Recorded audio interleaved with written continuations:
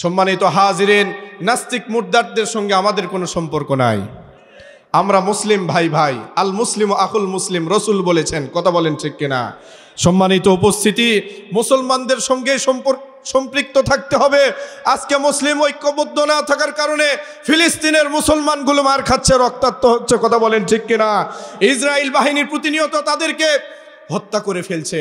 মায়ের কোল থেকে দুগ্ধ শিশুদেরকে নিয়ে মায়ের সামনে জবাই করে দিচ্ছে, পিতার সামনে তাদেরকে হত্যা করছে। অথচ মুসলিম জাতি হিসাবে আমরা মুখ খোলার সাহস পাচ্ছি না। কথা বলেন ঠিক কিনা? আজকে আমরা মুসলমানিত্ব নাই, আমাদের ইমানের দীপ্ততা নাই, ইমানের কোনো স্পৃহা নাই, শক্তি নাই। যদি থাকতো মুসলমানদের হুঙ্কারে তারা থরথর করে কাঁপত। সম্মানিত উপস্থিতি, আমাদের ইমানের জোর কমে গেছে, ইমানের আলো নিভিয়ে গেছে, ইমানের স্পৃহা, ইমানের শক্তি আমাদের নিভিয়ে গেছে। কথা বলেন ঠিক কিনা? সম্মানিত হাজিরিন, নাস্তিক মুরতাদ দিয়ে বাংলার জমিনটা ভরে গেছে, যার কারণে আমাদের কোনো কর্তৃত্ব নাই। আওয়াজ দিয়ে বলেন কথা ঠিক কিনা? সম্মানিত হাজিরিন, নাস্তিক মুরতাদ বাংলার জমিন থেকে বিতাড়িত করতে হবে। রাজি আছেন তো? রাজি আছেন তো ইনশাআল্লাহ? একটা সময় আসবে, ফজরের আজান হয়ে যাবে, জুমার নামাজে যেরকম মুসল্লি হবে ফজরেও ঠিক সেরকম মুসল্লি হবে। এই পরিবেশ চান কি চান না? জুমার নামাজে যে মুসল্লি হবে আসরেও ঠিক সে মুসল্লি হবে। কিন্তু দুঃখের বিষয়, আমাদের জুমার নামাজে পরিমাণ মুসল্লি হয়, আসরে হয় এক কাতার অথবা দুই কাতার। কথা ঠিক কিনা? আর জহরে 1.5 কাতার। ফজরে যাদের না আসলেও চলবে, লাঠি ধরে ধরে তারাই আসে। কথা বলেন ঠিক কিনা? যাদের আসতে হবে ওদের কোনো খোঁজ নাই। নামাজ কেন ছেড়ে দেন? নামাজ ছেড়ে দিয়েন না। নামাজ এমন একটি ইবাদত, নামাজ এমন একটি ইবাদত যেটা আপনার অন্তরকে শান্ত রাখে। কথা ঠিক কিনা? নামাজ এমন একটি ইবাদত যেটা আপনার শরীরকে সুস্থ রাখে। নামাজ এমন একটি ইবাদত যেটা আপনার চিন্তা চেতনাকে সতেজ রাখে। নামাজ এমন একটি ইবাদত যে ইবাদতের মাধ্যমে রসুল খুশি হন। কথা বলেন ঠিক কিনা? নামাজ এমন একটি ইবাদত যে ইবাদতের মাধ্যমে আল্লাহ রব্বুল আলামিন খুশি হন। নামাজ এমন একটি ইবাদত যেই ইবাদত দিয়ে আপনাকে জান্নাতে যেতে হবে। কথা বলেন ঠিক কিনা? অতএব নামাজের বিকল্প কোনো কাজ নেই। রাসূল সাল্লাল্লাহু আলাইহি ওয়াসাল্লামের কাছে প্রশ্ন যখন করা হলো, আল্লাহর নবী জনাবে মুহাম্মদুর রাসূলুল্লাহ তিনি চুপ করে থাকলেন। কি করে থাকলেন? কোনো উত্তর দেন না। তিনি কোনো উত্তর করছেন না, চুপ করে আছেন। কি উত্তর দেবেন? উত্তর জানা আছে ওনার কাছে? জানা আছে? উত্তর জানা আছে কার কাছে? আওয়াজ দিয়ে বলেন কার কাছে? আল্লাহ কি এই খেলা দেখছে কি দেখছে না? যেই খেলা চলতেছে জমিনে, আল্লাহ এই খেলা দেখতেছেন কি দেখতেছেন না? বর্তমানের খেলা হচ্ছে, খেলা চলবে, খেলা হবে তো, খেলা হচ্ছে না? আল্লাহ দেখছে না? সব খেলাই দেখছে ভাই। সব কিছুরই একটা শেষ আছে, আছে না নাই? এক মাঘে শীত যায় না, একটা কথা আছে, আছে না নাই? এক মাঘে শীত যায় না, মাঘ আবারও আসে। সারা জীবন রাত্রি থাকে না, একটা শোবে সাদিক হয়, সকাল হয়, সূর্য উদিত হয়। একটা সময় আসবে যে সময়টা শোবে সাদিক হবে, কোরআনের সূর্য উদিত হবে। কথা বলেন ঠিক কিনা? নৈরাশ হয়েন না, মন খারাপ করেন না, মনে কষ্ট নিয়েন না। জালেম, মুরতাদ, মুনাফিক, নাস্তিক বাংলার জমিন থেকে পালাতে বাধ্য হবে। কথা বলেন ঠিক কিনা? সম্মানিত হাজিরিন, কষ্ট নিয়েন না, ধৈর্য ধরেন। খেলা আরো বাকি আছে। কথা বলেন ঠিক কিনা? খেলা আরো বাকি আছে, সব কিছুই হবে ইনশাআল্লাহ। কথা বলেন ঠিক কিনা? আল্লাহর পয়গম্বর জনাবে মুহাম্মদুর রাসূলুল্লাহ সাল্লাল্লাহু আলাইহি ওয়াসাল্লাম তিনি চুপ করে থাকলেন, কোনো অ্যানসার করেন না, জবাব দেন না, মাথাটা নিচু করে তিনি চুপ করে আছেন। আল্লাহ পাক রব্বুল আলামিন আরশ মহল্লা থেকে তিনি খেলাগুলো দেখছেন। আল্লাহ পাক রব্বুল আলামিন জিবরাইল আলাইহিস সালাতু ওয়াস সালামকে সঙ্গে সঙ্গে পবিত্র কোরআনের 55 নম্বর সূরা জিবরাইলকে দিয়ে সঙ্গে সঙ্গে বলে দিলেন, ও জিবরাইল, আমার রসুল প্রশ্নবিদ্ধ হয়েছে, সঙ্গে সঙ্গে এই সূরাখানা তুমি দিয়ে আসো তাকে। বাসায় গিয়ে সুবহানাল্লাহ বলেন, আরো আসতে বলেন সুবহানাল্লাহ, আরো আসতে বলেন সুবহানাল্লাহ। কষ্ট হচ্ছে আপনাদের? ভাত খাই আছেন মনে হচ্ছে না। সুবহান আল্লাহর আওয়াজ জোরে দিতে হবে, দিবেন তো ইনশাআল্লাহ?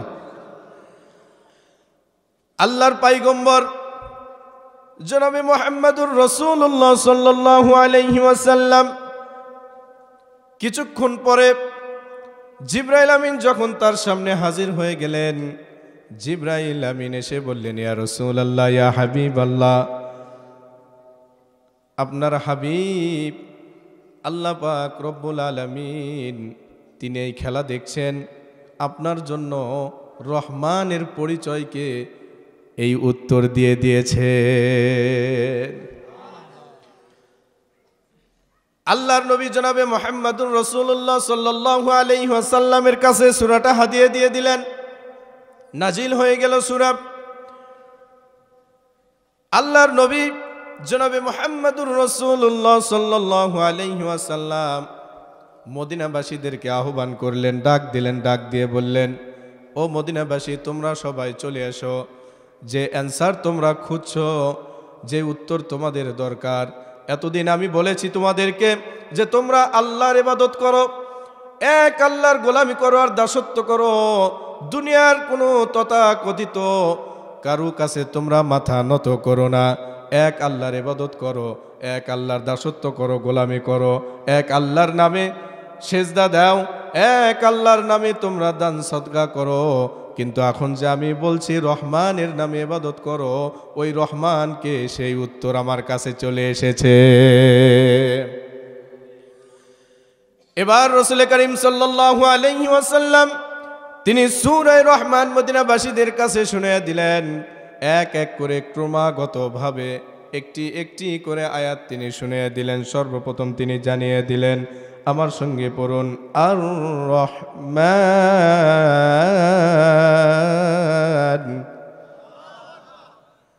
আর রহমান তিনি দয়ালু। কে দয়ালু? বলেন না, কে দয়ালু? আপনি যাকে ভাবছেন যে আমার খুব ভালোবাসে, এই ভালোবাসা কত দিনের? বেশি দিনের না। আল্লাহ ছাড়া আপন কেউ নাই ভাই। আপন কেউ আছে? আল্লাহ তাআলা বলেন তিনি দয়ালু। আল্লাহ বলেন আমি দয়ালু। আল্লাহ নিজে দয়ার পরিচয় দিচ্ছেন। তা আসলে দুনিয়াতে আল্লাহ ছাড়া যে দয়ালু কেউ আছে, কেউ নাই। আল্লাহ ছাড়া কেউ দয়ালু আছে? আপন কেউ আছে? আমরা যাদেরকে আপন মনে করি, আপন ভাবি, আসলে কি সবাইকে আমার আপন? যাদেরকে শত্রু মনে করি তারাও শত্রু না। যাদেরকে সবচাইতে বেশি আপন মনে করি, মৃত্যুর পরে দেখা যায় আমার আপন ফুফাতো ভাই, আপন নিজের ভাই, তারাই আমাকে কাঁধে করে কবরস্থানে নিয়ে যায়। কথা বলেন ঠিক কিনা? আপনি খাটিয়া থেকে লক্ষ্য করে যদি দেখতে পারতেন, দেখতেন আরে যে ভাইকে আমি আপন মনে করতাম, যে প্রতিবেশীদেরকে আপন মনে করতাম, যাদের জন্য জীবন দিতাম, যাদের সর্বসময় খোঁজ খবর নিতাম, আজকে তারাই তো আমাকে খাটিয়ে ধরে ধরে কবরস্থানে নিয়ে আসতেছে। যেই সন্তানদেরকে আপন মনে করতাম, আপনার মৃত্যুর 2-4 দিন পরেই দেখা যাবে তারা সম্পদ বাটোয়ারা করা নিয়ে ব্যস্ত হয়ে পড়েছে। কথা বলেন ঠিক কিনা? যেই স্ত্রীকে আপন মনে করা হতো, যেই স্বামীকে আপন মনে করা হতো, কিছুদিন পরেই দেখা যায় আপনার জায়গাতে আরেকজন তাকে কবুল করে নিয়েছে। কথা বলেন ঠিক কিনা? অতএব আপন বলতে আমাদের কেউ আছে? আপন বলতে কেউ না, একমাত্র আপন তিনি কে? আপন মানুষ চেনা বড় হৃদয় রে, আপন মানুষ বোঝা বড় হৃদয়, আপন মানুষ চেনা বড় হৃদয় রে, আপন মানুষ বোঝা বড় হৃদয়। কথা বলেন ঠিক কিনা? আপন মানুষ চেনা যায়? চেনা যায় না, চেনা যায় না, বোঝা যায় না। চাইলে তারে যায় না ভোলা, মনের মাঝে প্রেমের মেলা, আপন মানুষ সবচেয়ে বেশি আপন রে কাদায়,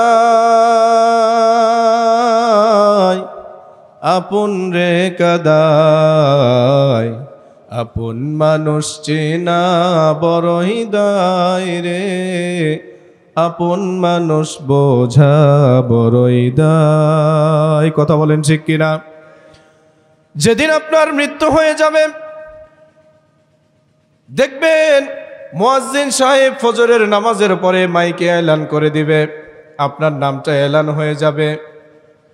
জোহরের পরে আপনার জানাজা হবে, আত্মীয় স্বজন সবাই দূর দূরান্ত থেকে চলে আসবে, শুধুমাত্র একটা উদ্দেশ্য যে এই দুনিয়া থেকে আপনাকে চিরজনমের মতো বিদায় করে দিবে। কথা বলেন ঠিক কিনা? সম্মানিত ভাইরা রে আমার, যাদেরকে আপন মনে করে আল্লাহরে আপনি দূরে ঠেলে দিচ্ছেন, বড়ই ভুল করে ফেলছেন। আল্লাহ ছাড়াই পৃথিবীতে আপন বলতে আমাদের কেউ নাই, রসুল ছাড়া আমাদের আপন বলতে কেউ নাই।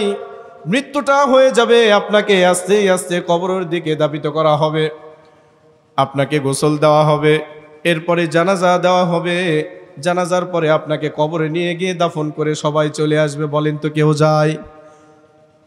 সন্ধ্যা ঘনিয়ে আসবে, কবরের পাশে কেউ থাকবে না, কেউ আর চেষ্টা করবে না আমার কলিজার টুকরা ভাই কেমন আছে, কেউ আর ভাববে না কলিজার টুকরা আমার বাবা কেমন আছে। দুনিয়াতে বেঁচে থাকাকালীন বাবা সন্তানের কত খোঁজ খবর নাই, মা সন্তানের কত খোঁজ খবর নাই, ওই মা আর খোঁজ খবর নেবে না। তার কারণ আপনার পরিচয় আর আপনার নামে থাকবে না, আপনি হয়ে যাবেন লাশ, মৃত মানুষ। কথা বলেন ঠিক কিনা? এজন্য আপন বলতে কেউ নাই। আপনার মাথার ঘাম পায়ে ফেলে যে অর্থ করে আপনি জোগাড় করছেন, যে ভাইয়ের সঙ্গে আপনি শত্রুতা করছেন, জায়গা জমিন নিয়ে আপনি সম্পত্তি লুটপাট করে খাচ্ছেন, মেয়েদেরকে কম দিচ্ছেন, ছেলেদেরকে বেশি দিচ্ছেন, এই যে কম বেশি করছেন প্রতিবেশীদের ক্ষেত্রে, ভাইয়ের সন্তানদেরকে ঠকাচ্ছেন, কোনো লাভ নাই। মৃত্যুর পরে আপনার সঙ্গে কিছুই যাবে না, শুধুমাত্র সঙ্গে যাবে সেটাই হলো নেক আমল। কথা বলেন ঠিক কিনা? এজন্য আল্লাহ পাক রব্বুল আলামিন কোরআনের সর্বপ্রথম সূরার সর্বপ্রথম তিনি পরিচয় দিচ্ছেন আর রহমান। ও বান্দা, আমি রহমান, আমি দয়ালু, আমি সারা পৃথিবীতে তোমাদের জন্য দয়ালু আর কেউ নাই, দয়ালু আর কেউ নাই। কোরআনে দুইটি শব্দ এসেছে, একটি হচ্ছে রহমান, আরেকটি হচ্ছে রহিম। তাফসিরের কিতাবের মধ্যে মুফাসসিরিনগণ তাফসিরে ইবনে কাসির, তাফসিরে ইবনে জারির আত-তাবারি, তাফসিরে রুহুল মাআনি, তাফসিরে হাক্কানি, তাফসিরে কুরতুবি, তাফসিরে জালালাইন সহ যত তাফসিরের গ্রন্থ রয়েছে, সমস্ত তাফসিরের কিতাবে এই দুইটি আয়াতের রহমান এবং রহিম শুরুতেই আমরা যে কথাগুলো পাই, বিসমিল্লাহির রহমানির রহিম, জানা আছে তো সবার? এই রহমান আর রহিম থেকেই আর রহমান শব্দটি চয়ন করা হয়েছে। রব্বুল আলামিন এই দুই শব্দ কোরআনের মধ্যে নিয়ে এসেছেন, যার একটি অর্থ রহমান, আরেকটি হচ্ছে রহিম। একটি অর্থ হচ্ছে দয়ালু, আরেকটি অর্থ হচ্ছে অতি দয়ালু মেহেরবান। রহমান যেটি হচ্ছে দুনিয়া এবং আখিরাতের জন্য, আর রহিম হচ্ছে শুধুমাত্র আখিরাতের জন্য। কথা বলেন ঠিক কিনা?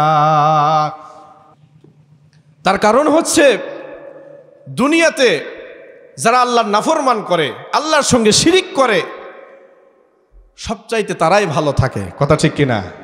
কথা বলেন ঠিক কিনা? নাস্তিক, মুরতাদ, বেদুইন যারা রয়েছে, কাফির, মুশরিক, তারাই সবচাইতে ভালো পড়ে, ভালো খায়, ভালো চলে। এজন্য আপনাদের কষ্ট হয় যে হাই রে বারে, এতই খায়, এতই বাজার করে, এতই কিছু কিনে, এতই সন্তানদেরকে কিনা দেয়, আমরা কিছুই কিনা দিতে পারি না। গত কয়েকদিন পূর্বে দুর্গা পূজা গেছে। কথা বলেন ঠিক কিনা? গেছে না যায়নি? বগুড়া শহরে আমি ঘুরছি, একজন বলছে, হুজুর দেখছেন কি ডেকোরেশন করছে, লক্ষ লক্ষ টাকা খরচ করেছে, আমরা মাহফিলে এত টাকা খরচ করতে পারি না। কথা তো সত্যই, কথা ঠিক কিনা? আমি বললাম, ভাই মন খারাপ করতেছেন কেন? এটাই শেষ, ওদের এটাই শেষ, আখেরাতে কিচ্ছু নাই। কিন্তু আমরা দুনিয়াতে অল্প কিছু পাবো, আখেরাতে আল্লাহ আমাদেরকে দিয়ে ভরপুর করে দিবে। সুবহানাল্লাহ। দুনিয়াতেই তাদের জন্য এটা শেষ, আখেরাতে পাবে না তারা। তার কারণ তারা মুশরিক। তার কারণ কি? তারা মুশরিক। রহমান এবং রহিম আল্লাহ তাআলা এই দুনিয়াতে কাফের মুশরিকদেরকে দিয়ে ভরে দিয়েছেন, কিন্তু মুমিন যারা তাদের ক্ষেত্রে রাসূল বলেছেন আর দুনিয়া সিজনুল মুমিন ওয়া জান্নাতুল কাফির, দুনিয়াটা হচ্ছে মুমিনের জন্য জেলখানা, কাফেরদের জন্য কি? বেহেশত। কাফের জন্য কি? বেহেশত। অতএব দুনিয়াতে সবকিছু তারা পাবে, নারী, গাড়ি, বাড়ি সব পাবে, আপনি চাইলেও সব পাবেন না। তার কারণ ইমানি বাধা আছে। কথা বলেন ঠিক কিনা? ইমানি বাধা আছে, কোরআনের বাধা আছে, আপনি সব পাবেন না। আপনি চাইলেই শুকুরের মাংস খেতে পারবেন? কুকুরের মাংস খেতে পারবেন? পারবেন না। ওটা চায়নারাই খাবে, ওরাই খাক, তার কারণ দুনিয়াতেই ওদেরকে দেওয়া হয়েছে। কথা বলেন ঠিক কিনা? আমরা আখিরাতে খাবো কোথায়? জান্নাতে খাবো। রাজি আছেন তো ইনশাল্লাহ? আর জান্নাতে খাবেন, যা মন চাই তাই পাবেন। সুবহানাল্লাহ। সম্মানিত হাজিরিন, আল্লাহ পাক রব্বুল আলামিন সূরা রহমানের শুরুতে তিনি পরিচয় দিচ্ছেন আর রহমান। রব্বুল আলামিন বলেন আমি হলাম রহমান। আমরা প্রশ্ন করলাম রব্বুল আলামিন আপনি কেমন রহমান, কেমন দয়ালু, আমাদেরকে বুঝাই দেন। রব্বুল আলামিন বুঝাই দিচ্ছেন বান্দারে আমি কেমন রহমান, কেমন দয়ালু, কেমন মেহেরবান তোমাদের প্রতি, শুনে রাখো। আল্লামাল কুরআন, আমি এমন রব যে তোমাদেরকে কোরআন শিক্ষা দিয়েছি। সুবহানাল্লাহ বলেন। এরপরে যখন প্রশ্ন করলাম রব্বুল আলামিন আপনি আরো কত দয়ালু, রব্বুল আলামিন আরো পরিচয় দিচ্ছেন বান্দারে শুনে রাখো আমি তোমাদের প্রতি কত দয়ালু, কত মেহেরবান, কত তোমাদেরকে ভালোবাসি। রব্বুল আলামিন বলেন খলাকাল ইনসান, রব বলেন বান্দারে এই পৃথিবীতে হাজারো মাখলুকাত রয়েছে, এর মধ্যে আমি তোমাদেরকে মানুষ হিসেবে দুনিয়াতে প্রেরণ করেছি। সুবহানাল্লাহ। গরু গাধা বানান নাই, মানুষ বানাইছে। খুশি না বেজার? খুশি না বেজার? গরু হয়েও তো লাভ নাই, যে খোল ভুসির দাম, কি খায়া বাঁচবেন? কাঁচামরিচের যেমন দাম, বেগুনেরও তেমন দাম, খোল ভুসিরও তেমন দাম। কথা বলেন ঠিক কিনা?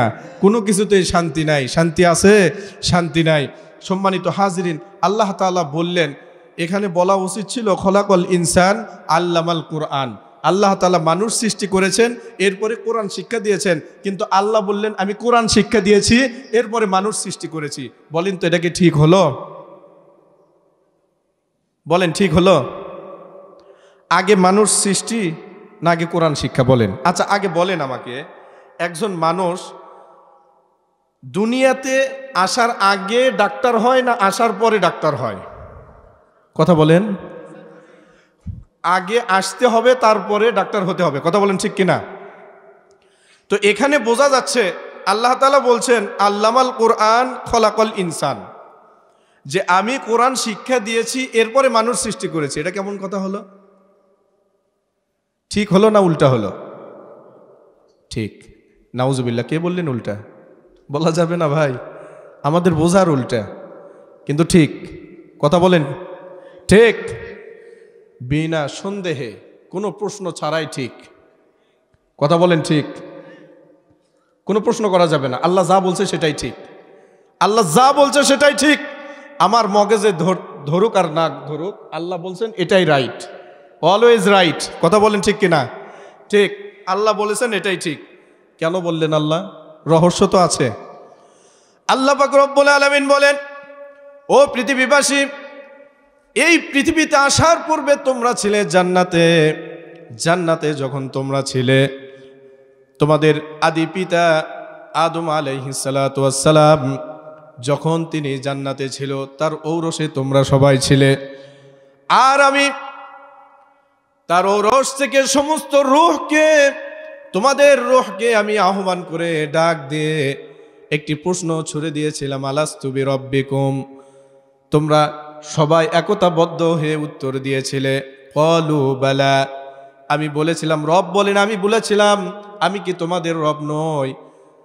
তোমরা একতাবদ্ধ হয়ে এক বাক্যে তোমরা বলেছিলে হ্যাঁ আপনি আমাদের রব। তাহলে এখান থেকে বোঝা যায় রব্বুল আলামিন আমাদেরকে দুনিয়াতে আসার আগেই কোরআন শিক্ষা দিয়েছে। কথা বলেন ঠিক কিনা? বাংলা শিখতে হলে দুনিয়াতে আগে আসতে হবে, বয়স হতে হবে, প্রাপ্তবয়স্ক হতে হবে, স্কুলে যেতে হবে, এরপরে আপনাকে শিখতে হবে। ইংলিশ শিখতে হলে স্কুলে যেতে হবে, কেমিস্ট্রি শিখতে হলে স্কুলে যেতে হবে, বায়োলজি শিখতে হলে স্কুলে যেতে হবে, ফিজিক্স শিখতে হলে স্কুলে যেতে হবে। যেতে হবে কি না? বিশ্ববিদ্যালয়ে যেতে হবে, না গেলে আপনি শিখতে পারবেন না। কিন্তু রব্বুল আলামিন, আমরা যখন প্রশ্ন করেছিলাম, ও রব আপনি কেমন দয়ালু, কেমন দয়ালু, কেমন দয়ালু, রব্বুল আলামিন বলেন, বান্দারে আমি এত দয়ালু, দুনিয়াতে যে শিক্ষা তোমার প্রয়োজন সেই শিক্ষাটা আমি রব তোমার সৃষ্টির পূর্বে তোমাকে দিয়ে দিয়েছি। সুবহানাল্লাহ, আরো আসতে বলেন, আরো আসতে বলেন সুবহানাল্লাহ। আল্লাহ আগে পাঠান নাই, আগে শিক্ষা দিলেন। কত দয়ালু, চিন্তা করছেন একবার? এজন্য আল্লাহ তাআলা আগে বলছেন আল্লামাল কোরআন, আমি কোরআন শিক্ষা দিয়েছি। খলাকাল ইনসান, বান্দা তারপরে তোমাকে সৃষ্টি করেছি। রব্বুল আলামিন কোরআন শিক্ষা দিলেন আমাদেরকে। আমরা প্রশ্ন করলাম, ও রব আপনি তো আমাদেরকে কোরআন শিক্ষা দিয়েছেন, কিন্তু আমরা তো কোরআন পড়তে পারি না, কোরআন অনেক কঠিন। কথা বলেন ঠিক কিনা? কোরআন কঠিন না? কোরআন কঠিন, হাইরে কঠিন হুজুর, এলা পড়া যায়, উচ্চারণই করা যায় না, দাঁত ভাঙ্গা যায়। আপনি সব কিছুই শিখতে পারলেন, সব কিছুর হিসাব করতে পারেন, ভালো মন্দ সবই বুঝেন, কিন্তু কোরআন শিখতে পারেন না, এটা ফাঁকিবাজি কথা। কি কথা বলেন? তার মানে আপনি চেষ্টাই করেননি, আপনি সন্তানকে চেষ্টাই করেননি কোরআন শেখানোর জন্যে। আপনাকে চেষ্টা করতে হবে, নিজে শিখতে হবে। সহি শুদ্ধভাবে কোরআন না শিখলে নামাজ হবে বলেন? কোরআনের ফরজ সর্বপ্রথম কি? সহি শুদ্ধভাবে কোরআন শেখা। আমরা কোরআন পড়তে পারি না, নামাজ পড়ি। হ্যাঁ, নামাজ পড়েন, আমি বাধা দিচ্ছি না, নামাজ পড়েন, কিন্তু কোরআন শিক্ষাটা আপনি চালু করে দেন। মসজিদে কোরআন শিক্ষা চালু আছে ভাই? আলহামদুলিল্লাহ। সবাই শিখবেন, সবাই শিখবেন। মসজিদের ইমামের কাছে কোরআন শিখবেন, মান্থলি তাকে কিছু সম্মাননা দিবেন, কিছু হাদিয়া দিবেন, কিন্তু তার কাছে কোরআন শিখবেন, মৃত্যু পর্যন্ত শিখবেন। তার কারণ মৃত্যু পর্যন্ত আপনি যদি ছাত্র অবস্থায় থাকতে পারেন, আর যদি আপনি 29টা হরফের 28টা হরফও যদি শিখে যেতে পারেন, আল্লাহ যদি আপনাকে প্রশ্ন করে, বাবা তুমি কোরআন শিখা আসনি কেন? ও গোলাম তুমি কোরআন শিখা আসনি কেন? সরলি গ্রামের অমুক তুমি কোরআন শিখে আসনি কেন? আপনি তো বলতে পারবেন যে আল্লাহ তুমি তো সুযোগ দাওনি, আমি আলিফ বাতা শুরু করছি, তুমি টান দালিয়া চলে যাচ্ছ। কথা বলেন ঠিক কিনা? তুমি সুযোগ দাওনি, ওয়াও হা হামজা পর্যন্ত কষি ঠাস করে চলে যাচ্ছি, তুমি সুযোগ দাওনি তাই চলে যাচ্ছি, থাকলেই শিখতাম। কথা বলেন ঠিক কিনা? বলতে পারবেন না? আল্লাহ এই ওসিলা হলেও আপনাকে ক্ষমা করে দিবে, বলেন আল্লাহুম্মা আমিন। কিন্তু শিখতেই হবে, শিখতেই হবে, আপনার সন্তানকেও শিখাইতে হবে। রাজি আছেন তো ইনশাআল্লাহ? সম্মানিত উপস্থিতি, এই কোরআন শিখতে হবে, এই কোরআন জানতে হবে, এই কোরআন দিয়ে নিজেকে পরিচালনা করতে হবে, নিজের সমাজে প্রতিষ্ঠিত করতে হবে, এই কোরআন দিয়ে রাষ্ট্র পরিচালনা করতে হবে। এই কোরআনের আলো শুধু মাহফিলে জ্বালালে হবে না, এই কোরআনকে পার্লামেন্ট পর্যন্ত নিয়ে যেতে হবে, তবেই না বাংলার জমিন রহমত বরকত দিয়ে ভরে যাবে। কথা বলেন ঠিক কিনা? যদি ওয়াজ করে কাজ হতো, যদি ওয়াজ করে মানুষ নামাজি হতো, ওয়াজ করে যদি মা বোনেরা পর্দায় থাকতো, তাহলে আসমানের নিচে জমিনের ওপরে সবচাইতে বড় ওয়াজিন ছিলেন মুহাম্মাদুর রাসূলুল্লাহ সাল্লাল্লাহু আলাইহি ওয়াসাল্লাম। তার চাইতে বড় ওয়াইজিন, বড় বক্তা আসমানের নিচে জমিনের উপরে আর কেউ কি আসবে? আওয়াজ দিয়ে বলেন, আসবে? রসুলের চাইতে বড় বক্তা কি আর কেউ কি হতে পারবে? না। কিন্তু তার কথাই কেউ হেদায়েত হয়েছিল না, রাসূলুল্লাহর কথাই কেউ নামাজি হয় নাই। যখন আইন পাশ করা হয়েছে তারপরে থেকে সবাই নামাজ পড়তে বাধ্য হয়েছে। কথা বলেন ঠিক কিনা? কিন্তু রসুলের পিছন থেকে যারা ভেগে গিয়েছে তারা হয়েছে মুনাফিক। আল্লাহর নবীর প্রতি কোরআন যখন নাজিল করা হয়, এই পবিত্র মহাগ্রন্থ আল কোরআন, আল্লাহর নবী জনাবে মুহাম্মাদুর রাসূলুল্লাহ সাল্লাল্লাহু আলাইহি ওয়াসাল্লাম তিনি মক্কা নগরীতে এসে কোরআন তেলাওয়াত করছেন, কোরআন শিখছেন। মক্কায় মক্কি সূরাগুলা যখন নাজিল হয়, মক্কায় যখন তিনি কোরআন পড়ছেন, এত আওয়াজ দিয়ে কোরআন পড়ছেন, সুললিত কণ্ঠে কোরআন পড়ছেন। আহারে, যার প্রতি কোরআন নাজিল হয়েছে সে যদি কোরআন পড়ে কেমন হতে পারে চিন্তা করেন। যার প্রতি কোরআন নাজিল হয়েছে তিনি পড়ছেন, কত সুমধুর হতে পারে। সুবহানাল্লাহ, বলেন না সুবহানাল্লাহ। আল্লাহর নবী কোরআন পড়ছেন, কোরআন তেলাওয়াত করছেন, মানুষেরা এসে কোরআন শুনে মুগ্ধ হয়ে যায়। কোরআন শুনতে শুনতে রসুলের কাছে এসে বলে, ইয়া রসুল আল্লাহ, আপনি কি পড়ছেন? বুঝি না, আপনার ভাষা বুঝি না, কিন্তু কলিজা দুমড়ে মুচড়ে ভেঙে চুরে শেষ হয়ে যাচ্ছে। ইয়া রসুল আল্লাহ, ইয়া হাবিব আল্লাহ, যেই ধর্মে আপনি আছেন সেই ধর্মের মধ্যে আমাকে নিয়ে নেন। সুবহানাল্লাহ। মানুষগুলো ইসলামের ছায়াতলে চলে আসা শুরু করে দিল।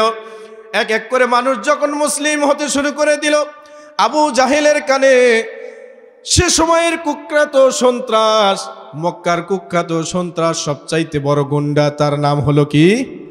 আবু জাহেল।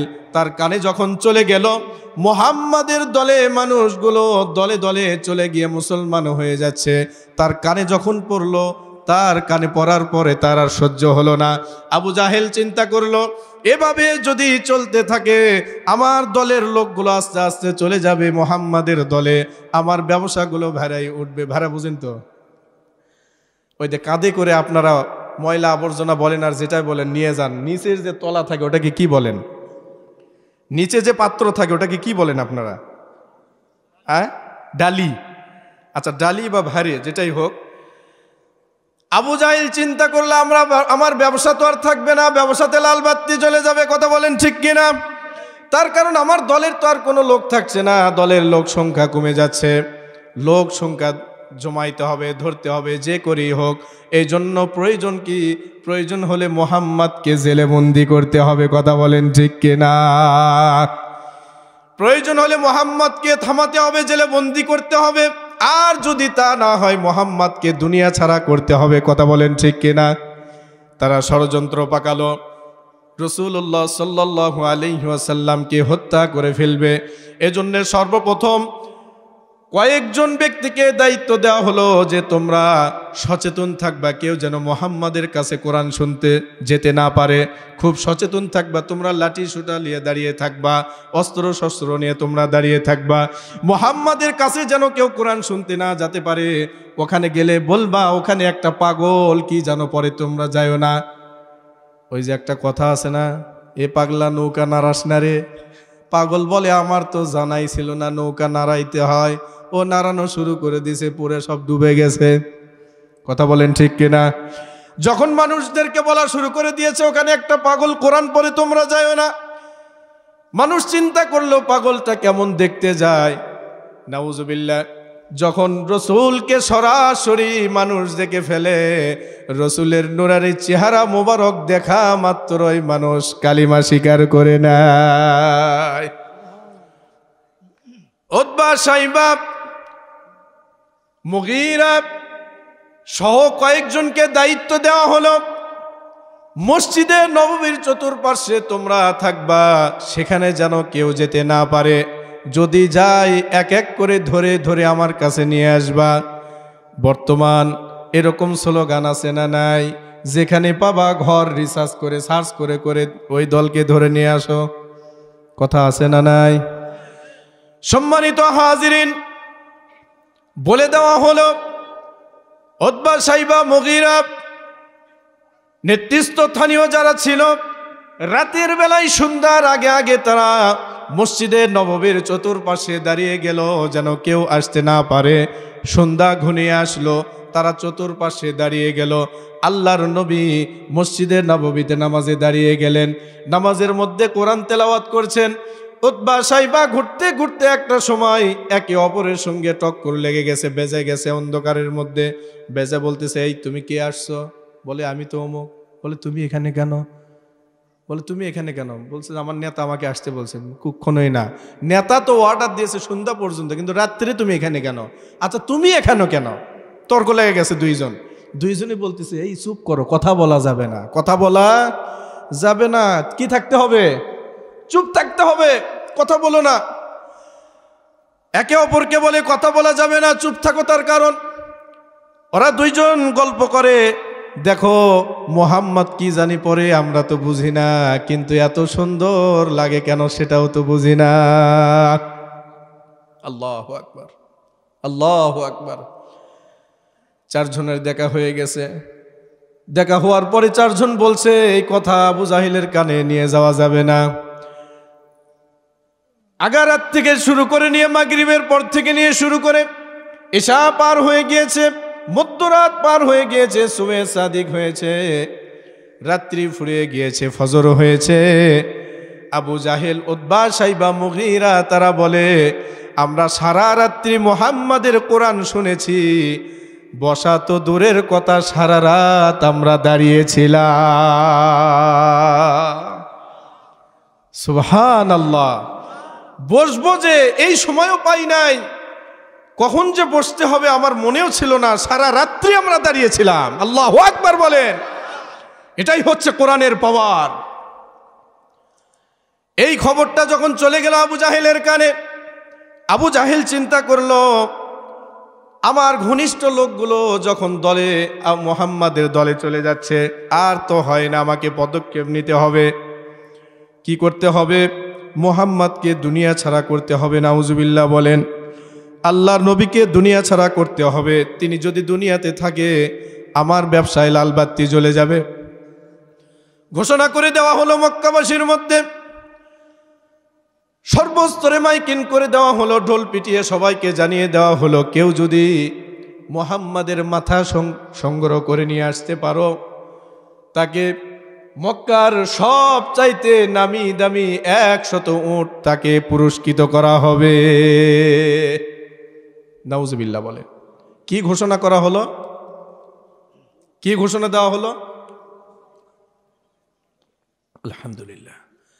মুহাম্মাদুর রাসূলুল্লাহ সাল্লাল্লাহু আলাইহি ওয়াসাল্লামকে যে হত্যা করতে পারবে, তার কল্লা যে নিয়ে আসতে পারবে, তাকে 100 উট দেওয়া হবে। কতটা উট? 100 উট।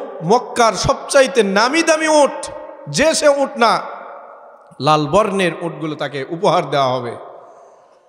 মক্কার সে সময় সবচাইতে সাহসী বীর পুরুষ ছিল ওমর। কে ছিল? খাত্তাবের পোলা ওমর। হযরতে ওমর দায়িত্ব নিয়ে নিলেন। হযরতে ওমর বললেন, ও নেতা, এই দায়িত্ব অন্য কাউকে দেওয়ার দরকার নাই, এটা আমার কাছেই যথেষ্ট। আমি এই যাব আর এই আসব, কোনো ব্যাপারই না, মুহাম্মাদের মাথা নিয়ে আমি চলে আসব। হযরতে ওমর চলে গেলেন। কার মাথা নেওয়ার জন্য? কত ষড়যন্ত্র রসুলকে নিয়ে, চিন্তা করা যায়? আজও আলিম ওলামাদেরকে নিয়ে ষড়যন্ত্র বন্ধ হয় নাই, ঠিক কিনা? আলিম ওলামাদেরকে জেলে ভরানো বন্ধ হয় নাই। কাফের, মুশরিক, নমরুদ, আবু জাহেলের গোষ্ঠীগুলো আমাদেরকে জেলের ভয় দেখায়। কথা বলেন ঠিক কিনা? ওরা জানে না মুহাম্মাদের উত্তরসূরি, মুসার উত্তরসূরি, ইব্রাহিমের উত্তরসূরি কখনো আগুনেকে ভয় পায় না। কথা বলেন ঠিক কিনা? আবু জাহেলের উত্তরসূরি মনে করে তাদেরকে জেলে ভরলেই কোরআনের আলোগুলো বন্ধ হয়ে যাবে। তারা বোঝে না মুহাম্মাদের উত্তরসূরিদের কলিজা কত বড়। কথা বলেন ঠিক কিনা? এই ভয় মুহাম্মাদের উত্তরসূরি কখনো পায় না। তার কারণ মুসলমানদের কাছে, ইমানদারদের কাছে জেলখানা এটা জান্নাত, এটা জেলখানা জান্নাত। মুসলমানদেরকে ফাঁসির ভয় দেখানো হয়, ফাঁসির ভয় দেখিয়ে লাভ নাই।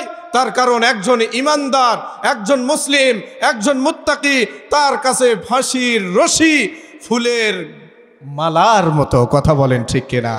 তার কারণ এ পাশে দুনিয়াতে ফাঁসি হবে, সরাসরি জান্নাতেও পাশে আল্লাহর কাছে চলে যাবে। এজন্য যদি কোনো সময় ইসলামের জন্য, কোরআনের জন্য, এলাই কালিমার জন্য, রসুলের সুন্নাতের জন্য যদি রাজপথে নামতে হয়, সন্তানদেরকে কুরবানি দিতে হয়, প্রস্তুত আছেন তো? যদি রক্ত দিতে হয় প্রস্তুত থাকবেন তো? যদি শহীদ হতে হয়, জীবন দিতে হয়, প্রস্তুত থাকবেন তো? কারা কারা প্রস্তুত থাকবেন? দুহাত উঁচু করে আমার আসমানের মালিককে দেখান, লিল্লাহে তাকবীর। থাকবেন তো প্রস্তুত? থাকতে হবে। ইসলামের বিজয় আসবেই আসবে, ইসলামের বিজয় আসবে আসবে, ইমাম মাহদি আসবে। সমস্ত মানুষ দলে দলে তারা ইমাম মাহদির কাছে বায়াত গ্রহণ করবে, সবাই ইসলামের দলে চলে আসবে। কাফের, মুশরিক, নাস্তিক, মুরতাদ কেউ থাকবে না, সবগুলো মাটির সঙ্গে মিশিয়ে দিবেন কে? আওয়াজ দিয়ে বলেন কে? সম্মানিত উপস্থিতি, মক্কার ভিতরে এলান হয়ে গেল, মাথা নিয়ে আসতে হবে। আবু জাহিল ঘোষণা করে দিল মুহাম্মাদের মাথা নিয়ে আসতে হবে। হযরতে ওমর বললেন, তিনি তখনও মুসলমান হন নাই, ঈমান গ্রহণ করেন নাই।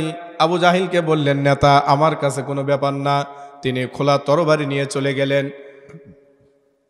চলে গেলেন মক্কার আশেপাশে গিয়ে দেখলেন আল্লাহর নবী নামাজে দাঁড়ানো আছে, আল্লাহর নবী নামাজে দাঁড়িয়ে আছে। তিনি চিন্তা করলেন মুহাম্মদ সাল্লাল্লাহু আলাইহি ওয়াসাল্লাম তার ধর্ম পালন করছে, ইবাদত করছে, উপাসনা করছে, এই মুহূর্তে তাকে আঘাত করা যাবে না, কোনো বিঘ্নতা ঘটানো যাবে না। তার কারণ মক্কার কাফিরদের মধ্যেও আগে ভদ্রতা ছিল। কথা বলেন ঠিক কিনা? হযরতে ওমর চিন্তা করলো, তাকে এই মুহূর্তে কিছু বলা যাবে না, নামাজটা শেষ হওয়া মাত্রই আমি তাকে আক্রমণ করব। নামাজ যখন শেষ হয়ে যাবে আমি তাকে আক্রমণ করব, তার প্রতি ঝাঁপিয়ে পড়ব, মাথাটা দ্বিখণ্ডিত করে মাথাটা আমি নিয়ে আবু জাহিলের দরবারে চলে যাব।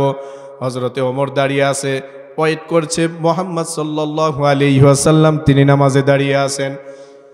তিনি নামাজে দাঁড়িয়ে থেকে কোরআন তেলাওয়াত করছেন। হযরতে ওমর বাহির থেকে কোরআন তেলাওয়াত শুনছেন। তার মনের মধ্যে একটু মনে ধরেছে, প্রাণে লেগেছে, কানটা একটু এগিয়ে দিয়েছেন। হযরতে ওমর বলে, মুহাম্মদ কি গুনগুন করে পড়ে, এত সুন্দর লাগে কেন? আল্লাহু আকবার। আওয়াজ দিয়ে বলেন আল্লাহু আকবার। হযরতে ওমর বলেন, মুহাম্মদ কি পড়ে এত সুন্দর লাগে কেন? আর একটু এগিয়ে যাই, আর একটু এগিয়ে যাই। এগোইতে এগোইতে রাসূলুল্লাহর নিকটবর্তী হয়ে গেছে। বলেন সুবহানাল্লাহ। হযরতে ওমর তিনি মনে মনে চিন্তা করলেন, হয়তো মুহাম্মদ সাল্লাল্লাহু আলাইহি ওয়াসাল্লাম এত সুন্দর মিলাইয়া গুছাইয়া কথা বলছেন, উনি হয়তো কবি হবেন। কি হবেন? উনি হয়তো কবি হবেন, যেহেতু কবিরা কথা সুন্দর করে গোছায়া গাছায়া বলেন, মিল রেখে বলেন। কথা বলেন ঠিক কিনা? আল্লাহর নবী নামাজের মধ্য থেকে উত্তর দিয়ে দিলেন, ওয়ামা হুয়া বিকাউলি শাইর কলিলাম মা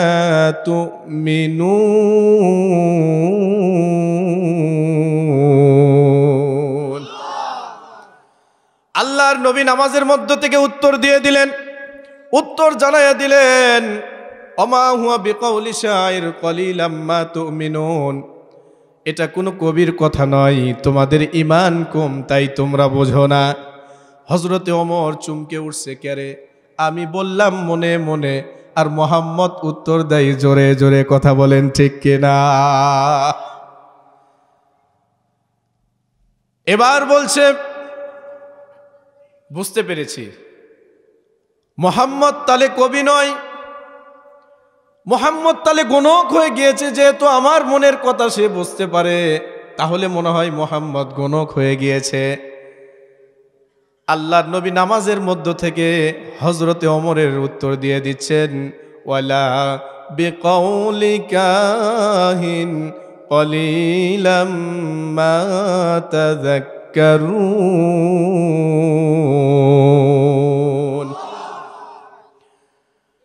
আল্লাহর নবী নামাজের মধ্য থেকে উত্তর দিয়ে দিলেন, এটা কোনো গণকের কথা নয়, এটা কোনো গণকের কথা হতে পারে না, তোমরা এই ব্যাপারে বোঝো না তাই। হযরতে ওমর আরো চিন্তিত হয়ে পড়লেন, তাহলে এটা কার কথা? তাহলে এটা কার কথা? এই বাণীটা কার? এত সুন্দর কথা কার? এত সুন্দর করে কথা বলছে, তাহলে এটা কার কথা হতে পারে? মনে মনে ভাবছে। আল্লাহর নবী নামাজের মধ্য থেকে তিনি আবারও উত্তর দিয়ে দিলেন, জবাব দিয়ে দিলেন, অ্যান্সার করে দিলেন, তানজিলুম মির রাব্বিল আলামিন। এটা পৃথিবীর কোনো মানুষের কথা নয়, কোনো মানানো কথা নয়, কোনো কবির কথা নয়, কোনো গণকের কথা নয়। এটা হচ্ছে রব্বুল আলামিন, আসমানের সৃষ্টিকর্তা, জমিনের সৃষ্টিকর্তা, মহান রবের বাণী। ইতিহাসের পাতায় লেখা হয়েছে হযরতে ওমর পরবর্তীতে তিনি স্টেটমেন্ট দিয়েছেন এভাবে, আমি যখন মুহাম্মাদের মাথা নেওয়ার জন্য গেলাম, কল্লা নেওয়ার জন্য গেলাম, মুহাম্মাদুর রাসূলুল্লাহ যখন এই কথাগুলোর উত্তর দিয়ে দিচ্ছে, আমি মনে মনে ভাবছি আর মুহাম্মদ জোরে জোরে কথাগুলোর উত্তর দিয়ে দিচ্ছে, মনে হচ্ছিল যেন ইসলামের বৃক্ষের গোড়াগুলো আমার কলিজায় গেঁথে যাচ্ছে। আল্লাহর নবীর নামাজ শেষ হয়ে গেল। নামাজ শেষ হওয়ার পূর্বে হযরতে ওমর যে তরবারিটা উঁচু করে ধরেছিলেন, হযরতে ওমর বলেন, আমি যে মাথা নিতে গিয়েছিলাম, মাথা তো নিতেই পারলাম না, নিজের মাথা সেখানে বিসর্জন দিয়ে চলে আসলাম। তিনি দৌড়ে পালালেন, চলে গেলেন তার ঘরে। এদিকে আল্লাহর নবী নামাজ শেষ করে দুহাত উঁচু করে আল্লাহকে বললেন, আল্লাহ, ও আসমানের মালিক, এ মক্কাবাসী আমাকে আর এখানে থাকতে দিবে না, দুষ্ট কাফেরেরা আমাকে থাকতে দিবে না, এই মক্কা আমাকে ছাড়তে হবে, মক্কাতে আমি আর থাকতে পারবো না, তোমার ঘরের ইবাদত আর হয়তো করতে পারবো না, তবে মক্কা ইসলাম দিয়ে কোরআন দিয়ে পরিচালিত হোক, এটা আমি চাই। এজন্য রব্বুল আলামিন এই সময় সবচাইতে বড় দুইজন নেতা, দুইজনের একজনকে আমার দলে দিয়ে দাও, হয় আবু জাহিল নয়তো ওমর, দুইজনকে আমাকে দিয়ে দাও। দোয়া করছেন আল্লাহর নবী কাবা গৃহের সামনে। তিনি যখন এই দোয়াগুলো প্রার্থনা করছেন আল্লাহর কাছে, আল্লাহ পাক রব্বুল আলামিন সঙ্গে সঙ্গে তার প্রার্থনা কবুল করে নিলেন। বলেন সুবহানাল্লাহ। হযরত ওমর রাদিয়াল্লাহু তাআলা ইতিহাস খুলে দেখেন, ইতিহাসের পাতায় লেখা আছে হযরত ওমর চলে গেলেন তার ঘরে। যাওয়ার পরে তিনি দেখলেন তার ঘরের ভিতর থেকে গুনগুন করে আওয়াজ আসে, গুনগুন করে আওয়াজ আসে, মধুর সুরে আওয়াজ আসে। হযরত ওমর ঘরে টোকা দিলেন, কড়া নাড়ালেন, ঘর খুলে দাও, দরজা খুলে দাও। ভিতর থেকে আওয়াজ আসে, খোলা যাবে না। ভিতর থেকে আওয়াজ আসে, খোলা যাবে না। কেন খোলা যাবে না? ভিতর থেকে আওয়াজ আসে, তুমি অপবিত্র, তুমি নাপাক, ভিতরে আসা যাবে না। হযরত ওমর বলে, খোলো, সমস্যা নাই। হযরত ওমরের বোন ভিতর থেকে বলে, ঠিক আছে খুলে দিচ্ছি, আমাকে তো আঘাত করবে না। হযরত ওমর বলে, না, আঘাত করতে পারবো না, তার কারণ যে আঘাত আমি আজকে পেয়েছি পরিপূর্ণভাবে আমি শুধরিয়ে গিয়েছি। হযরত ওমরের বোন এবং ভগ্নিপতি ঘরের মধ্যে বসে থেকে কি জানি গুনগুন করে পড়ছে। হযরত ওমর ঘরের মধ্যে প্রবেশ করলেন। ঘরের মধ্যে প্রবেশ করার পরে হযরত ওমর তার বোন ভগ্নিপতিকে বললেন, তোমরা কি জানি পড়ছো, আমাকে একটু শোনাও, আমি শুনবো। তারা বললেন, তুমি অপবিত্র, তুমি নাপাক, তোমাকে শোনানো যাবে না। তুমি ওযু করে কালিমা পড়ে গোসল করে কালিমার স্বীকৃতি দিয়ে এক এক আল্লাহর তাওহীদের স্বীকৃতি দিয়ে রাসূলের প্রতি ঈমান নিয়ে এসে এখানে বসতে হবে। হযরত ওমর ঠিক তাই করলেন, গোসল করলেন, ওযু করলেন, কালিমা স্বীকার করে তিনি বসে পড়লেন। ভগ্নিপতি ঘরের মধ্যে তেলাওয়াত করে হযরত ওমরকে শোনাচ্ছেন।